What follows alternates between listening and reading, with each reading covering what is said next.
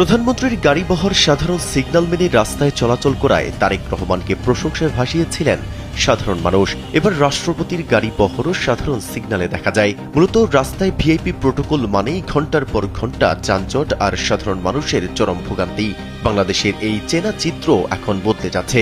ক্ষমতায় আসার পর প্রধানমন্ত্রী তারেক রহমান নিজেই সেই সংস্কৃতি ভেঙেছেন। নিজের গাড়িবহর নামিয়ে এনেছেন মাত্র 4টিতে।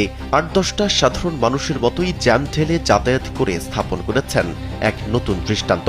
এবার প্রধানমন্ত্রীর সেই দেখানো পথেই হাঁটলেন রাষ্ট্রপ্রধান।